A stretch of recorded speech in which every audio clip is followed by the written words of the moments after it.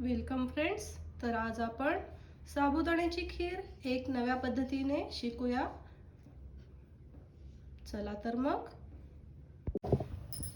आज आपण नवीन प्रकारे साबुदाण्याची खीर पाहणार आहोत.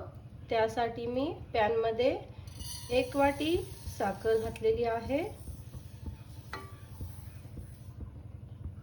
त्याला आपल्याला कॅरमल करायचे आहे. आपण पाहू शकता साखर आता मेल्ट होत आहे. हे पहा, अशा प्रकारे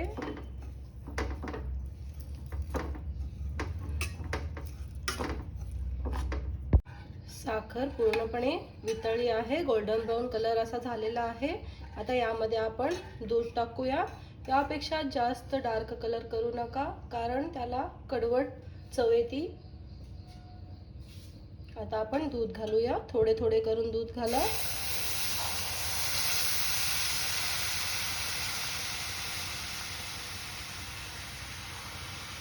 अर्धा लिटरच्या वर मी दूध घातलेले आहे.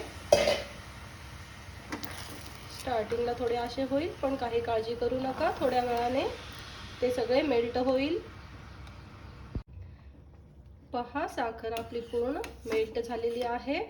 आता यामध्ये आपण अर्धी वाटी भिजवून घेतलेला साबुदाणा घालूया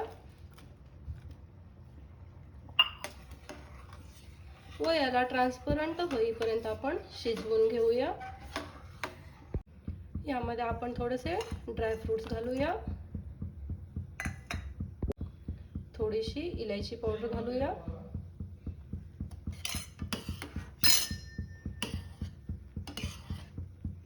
आपली खीर रेडी होत आहे.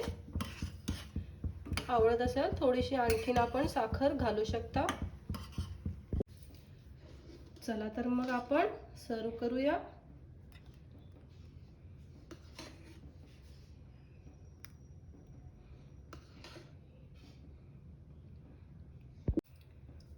तयार आहे साबुदाण्याची नवीन प्रकारची खीर.